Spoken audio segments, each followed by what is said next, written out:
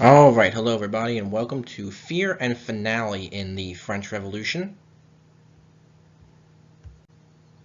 So our objectives and standards today describe how terror was used during the French Revolution and explain how the French Revolution came to an end. And please take a look over the standards there.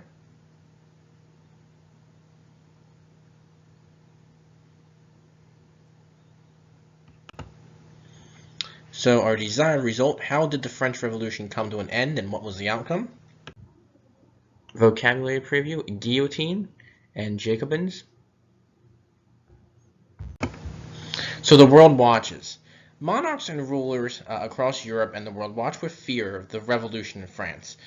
Many feared that revolutions might come to their own countries. And some actually took action, such as Austria and Prussia urged the French to restore Louis as king. The Legislative Assembly responded to the request by declaring war. Prussian forces marched on Paris and threatened to destroy the city if the royal family was harmed. And the people of Paris responded by invading the palace where the royal family was. They murdered the palace guards and they imprisoned the royal family. There were also rumors that prisoners who were loyal to the king were planning to break out and take control of Paris. So fearful and angry citizens took to prisons and they murdered the prisoners and others. Meanwhile, the Legislative Assembly took action to establish a new government. The Legislative Assembly put aside the Constitution of 1791 and enacted the following. They disposed of the king, they dissolved the assembly, and they called for an election for a new legislature. The National Convention. The National Convention abolished the monarchy and declared France a republic where people could vote on who they want to be in charge. Adult males were also given the right to vote and hold public office. Most of the people in charge of this new government were called the Jacobins, okay? And they also believed in the execution of those who supported the king and the monarchy as well. The new government decided to bring Louis XVI to trial for treason. They found him guilty and sentenced him to death. And on January 21st, 1793, he was executed by the guillotine. His wife, Marie Antoinette, will actually be executed as well. But I'll show you a picture here of what the guillotine is in case you don't know what it is. So here's a picture of the guillotine here. You would be led up the steps. Just like this, probably handcuffed for most time, or your hands tied behind your back.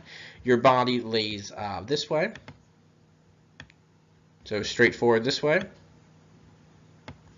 Your head goes here. And that little device comes locking down. Here's a basket that frequently had heads in it as you were waiting to be executed. And then the blade, this sharp blade here, would come down and cut off your head. So that's the guillotine. It was actually designed like that to make the death quick and painless. Although some people said that when they lifted their heads out of the basket, that people could see for a couple of seconds, like their eyes would blink and stuff like that. But either way, that is the guillotine.